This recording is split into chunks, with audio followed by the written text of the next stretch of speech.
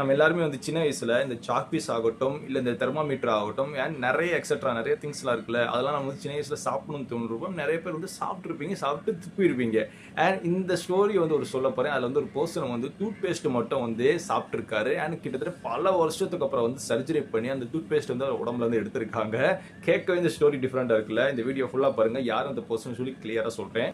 64 வயசு ஆன ஒரு சைனா பர்சன் என்ன பண்றாருன்னா, திடீர்னு வந்து வயிறு வலின்னு சொல்லி ஹாஸ்பிட்டல் அட்மிட் ஆகுறாரு. அட்மிட் ஆகுனா அங்கே இருக்க டாக்டர்ஸ் எல்லாமே வந்து ஓகே சொல்லி ஸ்கேன் எடுத்து பார்க்குறாங்க. ஸ்கேன் எடுத்து பார்க்கும்போது அவங்க எல்லாருக்கும் வந்து பெரிய ஷாக். என்ன பார்க்கும்போது அவங்க வயிற்றுல வந்து ஏதோ ஒரு ஆப்ஜெக்ட் வந்து இருக்குது, இந்த ஆப்ஜெக்ட் வந்து கண்டிப்பாக வெளியே எடுத்தே ஆகணும்னு சொல்லி டாக்டர் வந்து இமீடியட்டாக வந்து சர்ஜரி பண்ணுறாங்க. சர்ஜரி பண்ணி கிட்டத்தட்ட 80 மினிட்ஸ் ஆஃப் கிரிட்டிக்கல் சர்ஜரிக்கு அப்புறம் வந்து அவர் வயிற்றுல இருந்து ஒரு பெரிய டூத் பேஸ்ட் வந்து எடுக்கிறாங்க. இதை பார்க்கும்போது டாக்டருக்கு பயங்கரமாக ஷாக். ஏன் பார்த்தோம்னா அந்த டூத் பேஸ்ட் வந்து கிட்டத்தட்ட ரீசெண்ட் டைம்ஸில் இல்லை, கிட்டத்தட்ட பல வருஷமா ஒரு வயிற்றுல இருந்திருக்குன்னு அப்படி விஷயத்த சொல்லும் போது அதுக்கப்புறம் அந்த பேஷண்ட்டை எழுப்பி கேட்கும். அவங்க என்ன சொல்கிறாங்கன்னா, 12 வயசில் வந்து இந்த டூத் பேஸ்ட் வந்து நான் முழுங்கிட்டேன், எங்கள் வீட்டில் சொல்ல பயந்துட்டு நேச்சராக வந்து இது வெளியே வந்து நான் நினச்சிட்டு இருந்தேன். பட் இத்தனை வருஷமாக என் வயிற்றுக்குள்ளே இருந்திருக்கிற விஷயத்த சொல்லும் போது டாக்டருக்கே பயங்கரமாக ஷாக். ஏன் பார்க்கும்போது அவங்க லைஃப்லேயே வந்து ஆயிரக்கணக்கான கேசஸ்னு ஹேண்டில் பண்ணியிருக்காங்க. பட் இது வந்து 1000லேயே ஒரு முக்கியமான கேஸ்.